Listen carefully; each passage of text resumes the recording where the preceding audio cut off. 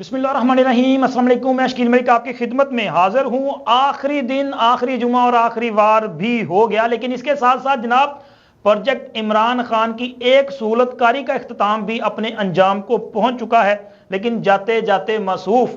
अपने ही प्रोजेक्ट के खिलाफ एक बड़ा फैसला दे गए हैं। इन तमाम अहम तफसीलात आपके साथ शेयर करनी है, लेकिन उससे पहले एक छोटी सी दरखास्त के हमारे इस चैनल को सब्सक्राइब कर दें, लाइक कर दें और वीडियो पसंद आने पर इसको शेयर भी कर दिया करें ताकि दीगर लोगों तक भी ये वीडियो है जो है वो जा सके। आज सुप्रीम कोर्ट की जानिब से एक 3 रुकनी बेंच का फैसला जारी किया गया है। ये नैब तरामीम से मुतल्लिक फैसला है, जिसमें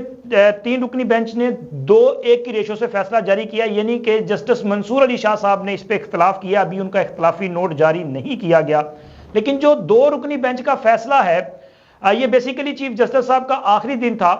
जनाब उमर अता बंदयाल साहब का, और आज उन्होंने अपना ये आखिरी फैसला भी जारी कर दिया है। फैसला जारी करने के बाद अब वो सुप्रीम कोर्ट में अलविदाई मुलाकातें करके वहां से रवाना हो चुके हैं। यानी कि कल सुप्रीम कोर्ट में चूंकि वर्किंग डे नहीं है, लेकिन मंडे वाले दिन से, सोमवार वाले दिन से नए चीफ जस्टिस जनाब जस्टिस काजी फायज ईसा साहब अपने फराइज मनसबी जो है वो संभाल लेंगे। और उसके बाद किधर हालात जाते हैं ये बात की बात है, लेकिन आज इस फैसले पर अगर बात की जाए तो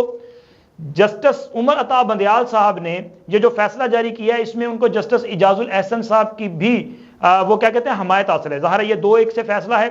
तो इनकी तरफ से जो नैब तरामीम की गई थी, यानी कि साबका हुकूमत ने जो नैब तरामीम की थी, उन तरामीम को वो अक्सरियती बुनियाद पर जो है वो ख़त्म कर दिया है। उसमें सिविल सर्विसेज के मुतालिक जो तरामीम थी उनको बहाल रखा गया, बाकी सबको कलअदम करार दे दिया गया है। अब इन तरामीम को कलअदम करार देने के बाद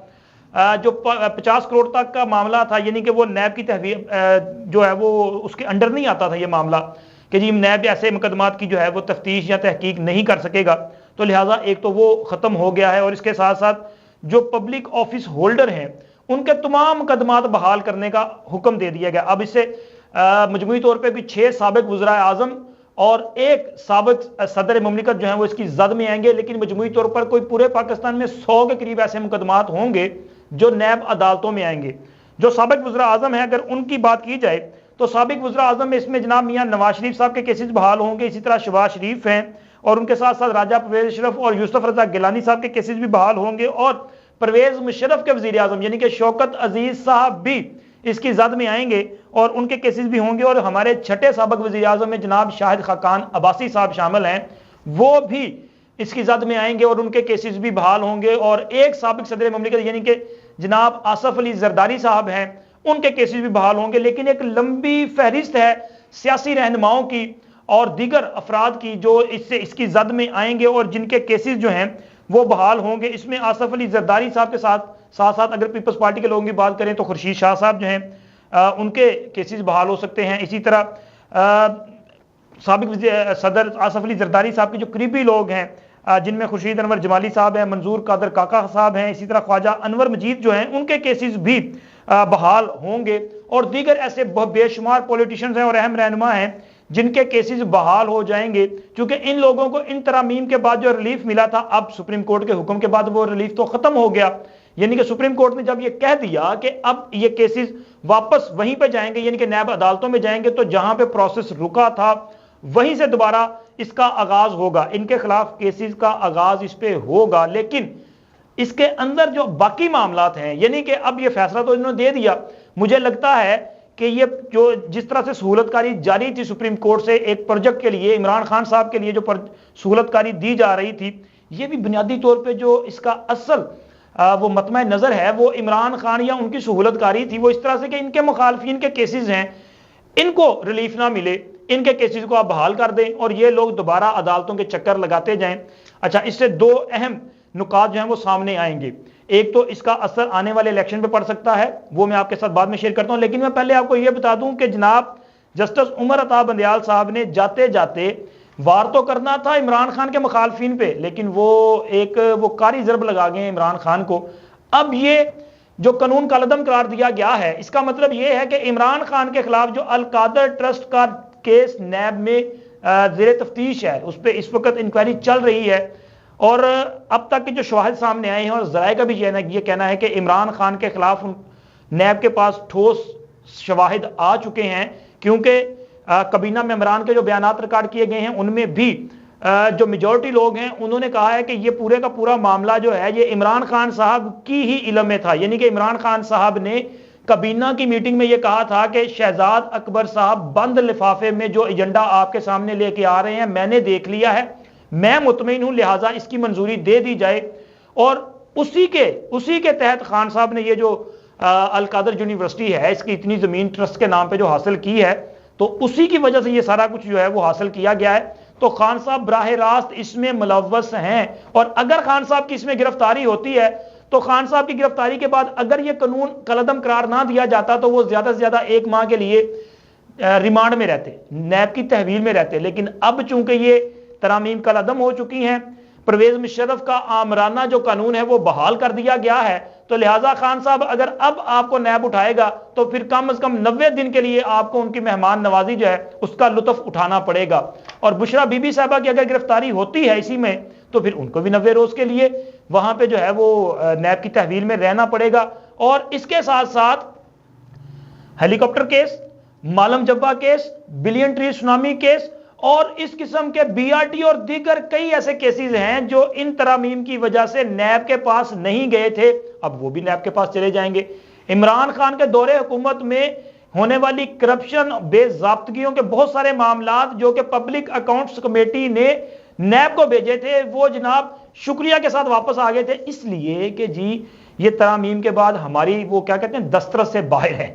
تو اب وہ سارے کے سارے وہاں پہ چلے جائیں گے، وہ بھی کیس آپ کے خلاف اوپن ہو جائیں گے۔ اور یہاں پہ تقریباً کوئی 5 سال کے قریب جو گل کھلائے ہیں عثمان بزدار صاحب نے اور فرا گینگ نے، بلکہ فرا گینگ کی جو اصل سرگنا ہے وہ بشرا بی بی ہی ہیں، پنکی پیرنی صاحبہ،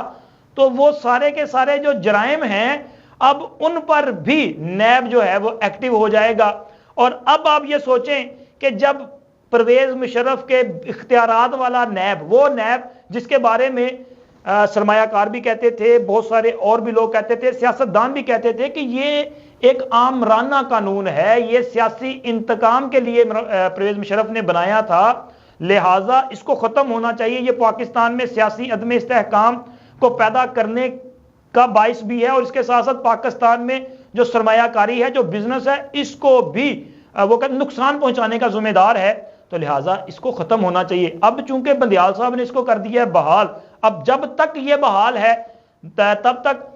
وہ جو مخالفین ہیں پروجیکٹ عمران کے انہوں نے پہلے بھی کیس بھگتائے ہیں، اب دوبارہ بھی بھگتا لیں گے، ان کو کیا ہے، لیکن وہ اب اصل امتحان تو ان کا شروع ہونا ہے نا، کہ جن پر کیس بنتے ہیں ان کی گرفتاری ہوتی تو یا تو ان کی چیخو پکار شروع ہو جاتی ہے یا ان کا سانس بند ہو جاتا ہے، اور ان سے پھر بولا بھی نہیں جاتا، یہ شدید قسم کی بیماری میں مبتلا ہوتے ہیں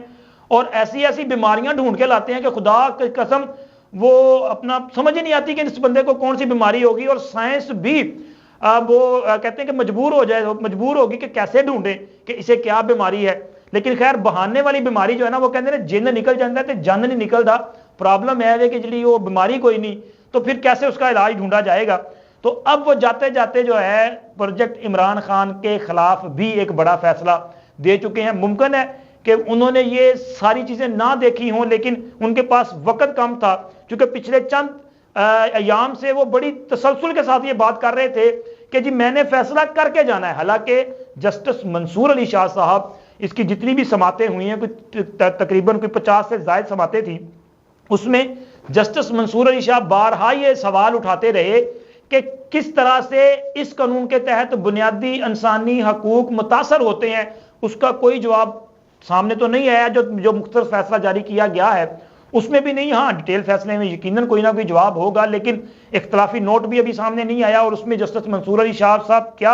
اختلاف رکھتے ہیں وہ بظاہر سامنے آ جائے گا، لیکن جو اس کی سماعت ہوتی رہی اس میں ان کا جو پوائنٹ آف ویو تھا وہ یہ چاہتے تھے کہ اس معاملے پر سپریم کورٹ کو حکم جاری کرنے کی بجائے پارلیمان کو ہی اس پر فیصلہ کرنا چاہیے۔ اگر پارلیمان میں بیٹھے لوگوں، چونکہ جسٹس اعجاز الاحسن صاحب اور چیف جسٹس صاحب نے یہ کہا تھا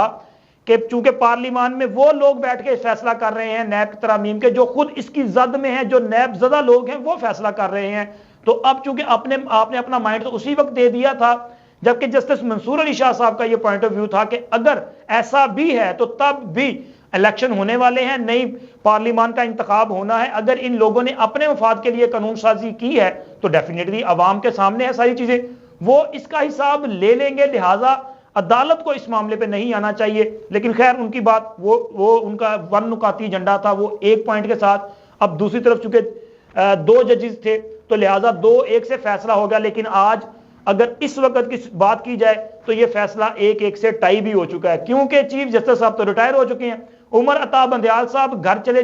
جا چکے ہیں. اب اس پہ اگر اپیل آتی ہے تو فیصلہ 1-1 سے ہوگا. لیکن اپیل آنے کی صورت میں ابھی مجھے لگ رہا ہے کہ معاملہ کہیں اور نکل جائے گا, چونکہ supreme court practice and procedure act کا فیصلہ ہونا باقی ہے. چیف جسٹس صاحب کے پاس بہت سارے چیزیں, وہ تو کہنا کہ کھلارا ہی اتنا پیا سی کہ انہوں کو سمیٹے ہی نہیں گیا. ابھی تو وہ رہتا ہے, اس کے ساتھ ساتھ ساسو ماں کا معاملہ بھی ابھی تو جناب اس پہ بھی تو فیصلہ ہونا باقی ہے نا. تو مجھے لگ یہ رہا ہے کہ چیف صاحب نے جاتے جاتے ہاں پروجیکٹ عمران خان کی سہولت کاری کرتے ہوئے وہ